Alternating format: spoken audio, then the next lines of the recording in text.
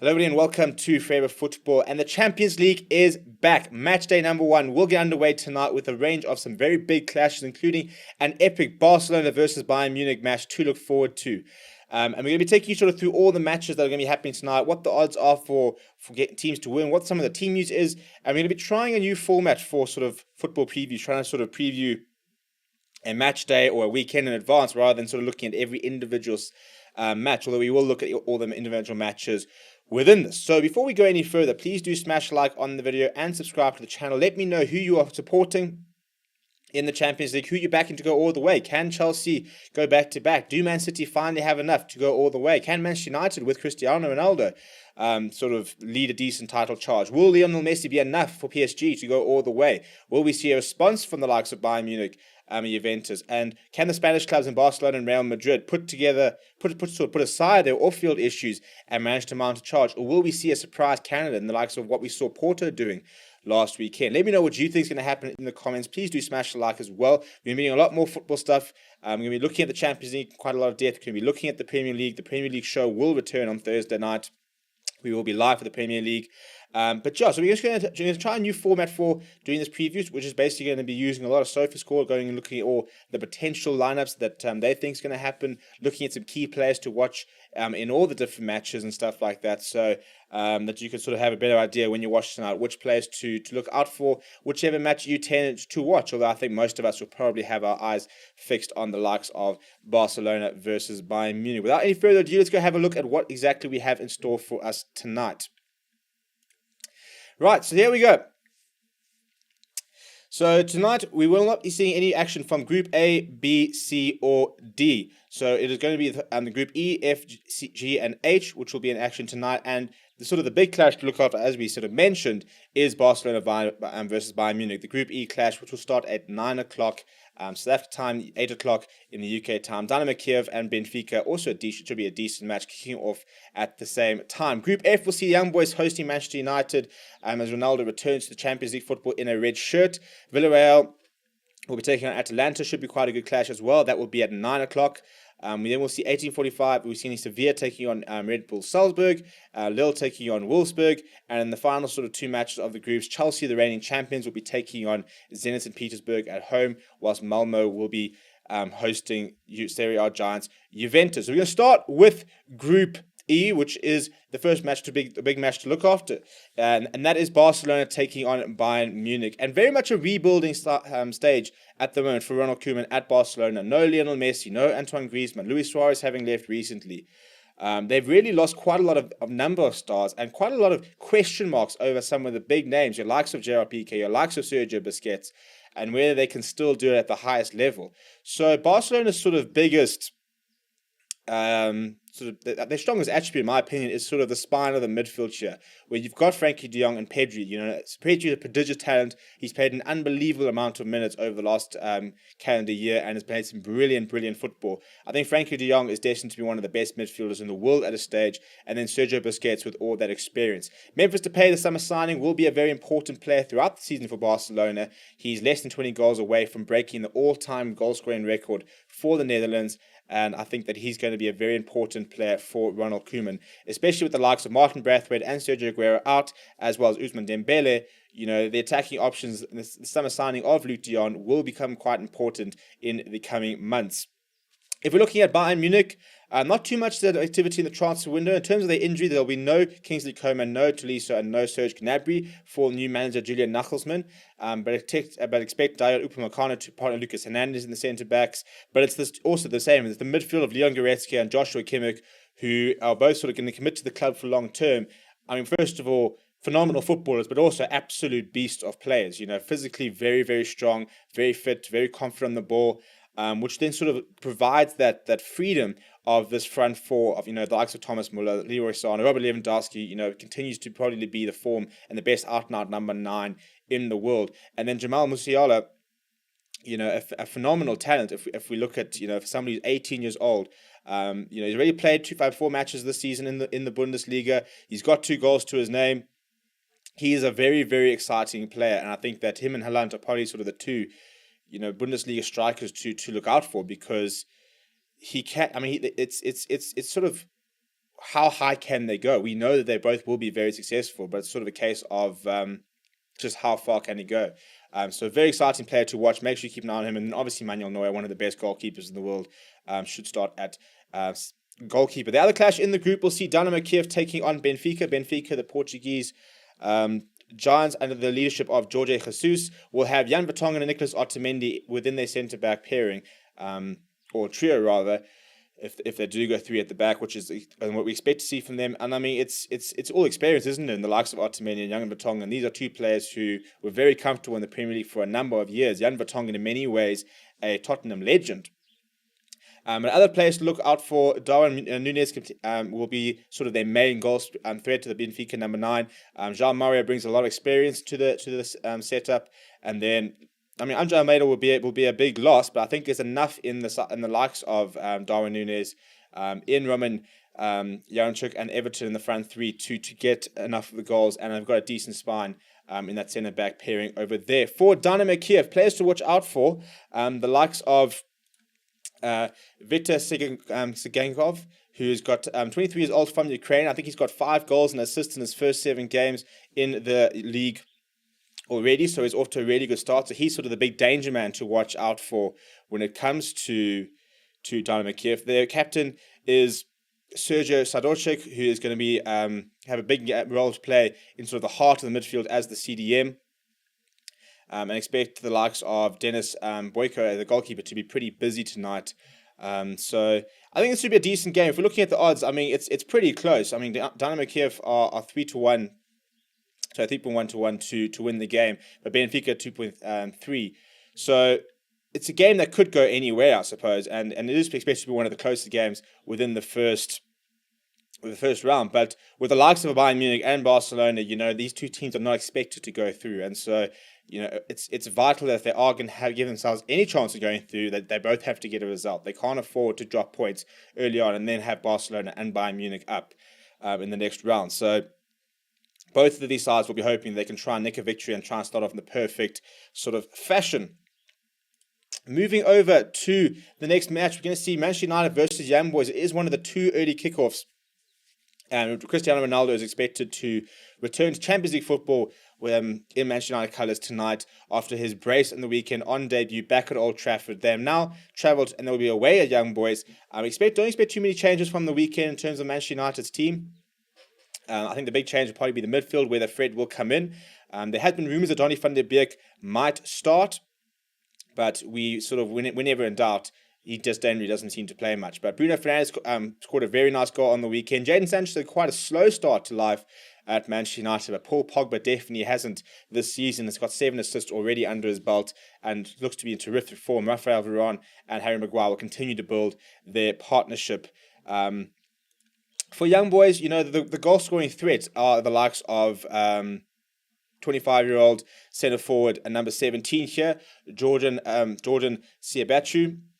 He's got 6 goals and 2 assists in the first 11 games. Apart from that, it's the 2 midfielders of Michael Ebischer and Vincent Serra, who will be the 2 sort of players, 2 other players to watch quite carefully for the Young Boys. But I mean, they've come out and they said that they are going to try and play football. David Wagner's always been a manager who likes to try and play a decent brand of football. They're not going to be sitting in their shells. They are going to try and have a go at Manchester United, which will probably suit Manchester United and actually play into their hands. They won't have Marcus Rashford tonight, no Edison Cavani, no Scott McTominay, but there's still just so much quality in this Manchester United lineup that there shouldn't be too many issues there. Elsewhere, probably a more interesting clash within the group is Villarreal versus Atalanta. Villarreal, the current Europa League champions.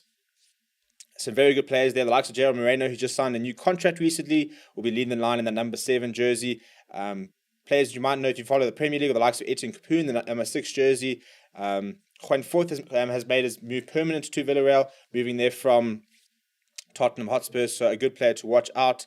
Unai Emery is a very good manager, and he's starting to sort of prove his worth over and over again since his move to Villarreal. But Atalanta is also a very good side under the guys of Gianpiero Gasperini. They've got some very, very good attacking players. The likes of Joseph Ilicic, Duvan Zapata, even though they don't have Luis Muriel, those three are sort of formed together a very good partnership. They've got a lot of goal scoring threats. Atalanta are producing, first of all, some very nice football, and second of all, a lot of good youngsters. So it's a team that if you want to watch a side which is worth watching in terms of future development, in terms of what where future players could be coming out of, this is a side to watch. We're already seeing Christian Romero, who has joined Spurs and everything, but the likes of Amad Diallo, that is at United, coming out of the Atalanta sort of academy. So they're producing some very good players, and they're playing some very nice football. So in terms of the odds, this is what the odds that are sort of given here. So, Atalanta 2.5 to 1 to win, 2.7 to 1 to win, and Villarreal 2.5 to win.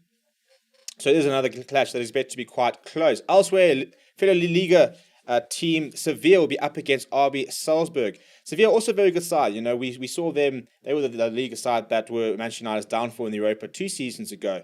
So very good players, especially in the defence. Jules Koende, who was supposed to join Chelsea during the transfer window, but they didn't meet his valuation. But the likes of Jesus Navas, who sort of reinvented himself at right back, Diego Carlos, a very good centre back. And then, you've got your attacking options of Lucas Ocampos, Nesri and Suso, and then the midfield maestro of Ivan Rakitic for Julian Lopetegui, who's a very good manager as well. Didn't quite work out for him at Real Madrid, but is definitely sort of starting to get the Sevilla side to really click. And they're up against RB Salzburg, who we know are a side that has produced some phenomenal players. Somebody like Sadio Mane, for example, comes to mind. And they've always got some very exciting players. And probably none more than the number 27 and striker who will be leading the line, Karim Adeyemi, who is 19 years old, has 7 goals and 1 assist so far in his first 10 games this season. Somebody else to watch is his striker partner, who is even younger, an 18-year-old Benjamin Sesko, who scored 6 goals and 1 assist in his first 10 games. So expect plenty of those of goals from those two from RB Salzburg. They're a side that have got phenomenal scouting between RB Salzburg and RB Leipzig. The scouting network that Red Bull sort of put in place means that they're finding some fantastic players, and then they sort of just sell them on basically. But if you want to look at players who are worth watching, you look at this says it all in terms of their first 11 average age of this predicted lineup. The fact that it is less than 23 years old, and you go look at all their players. And 19, 18, 20, 21, all sort of sitting very, very young players and they can just sort of keep recycling them. They keep bringing in younger players to replace the bigger players that go on to move on. When Haaland moved on and when Sadio Mane moved on, they just seem to manage to find players who can slot in and replace them. Moving on, we've got Lille versus Wolfsburg. Lille, the current Ligue 1 champions. So, you sort of expect them to try and do something, and it was quite a big shock that they did go on to win the League One ahead of PSG, but probably not expected to go as far this season. In terms of players to look out for, look out for Burak Yilmaz in the number 17 jersey up front, as well as Jose Fonte, who's actually starting to play some really, really good football since his move away from the Premier League. The likes of Renato Sanchez will not be involved today, but Jonathan Akone in the number 10 jersey, playing sort of off the right, 23 years old, very, very exciting player. He's got quite a high valuation. He's been quite talked about as somebody who could be linked with quite a big sort of move in the future. And for Wolfsburg under Marco van Bommel, the players to look out for the big one to look out for is number 9, Wout Weghorst, who is 29 years old, centre forward. He's been there. He's been around the Dutch striker. He's a good player, and he started with 2 goals and an assist in his first 4 games in the Bundesliga, so he's in decent form as well. Other players to look out for in the defense there, Maxence Lacroix is a very good player. And a bigger absentee, though, is the likes of Xaver Schlager, who is currently injured, 23-year-old central midfielder, is also very highly rated in terms of players who you could see sort of moving to a big club in the future. Moving on, the champions will be taking on Zenit St. Petersburg tonight. No Christian Pulisic or N'Golo Kante for the trip. Romelu Lukaku, however, is available after scoring 2 and 2 in the Premier League. He will lead the line. Kai Havertz, Mason Mount are just going to sit there feeding him all day. And the likes of Antonio Rudiger, Andreas Christensen, and Cesar Azpilicueta sort of almost have a new lease on life under Thomas Tuchel. Kovacic is also coming into his own. Jorginho is being touted as a potential Ballon d'Or candidate in terms of his form over the last year. So that kind of shows you exactly where Chelsea are at the moment. You can see, look at the odds. I mean, it's 13 for Zenit Petersburg to win, just 1.2 for Chelsea. So they are expected to breeze past them quite easily. But you never know. You never know. At home, I think that they should be pretty comfortable. But when they do have to go to Russia, things might be a little bit more difficult. In terms of players to watch out for Zenit St. Petersburg, 26-year-old centre forward Sardar Azmoun is one of them. And then obviously the former Barcelona star Malcolm, who's still just 24 years old, by the way, the Brazilian.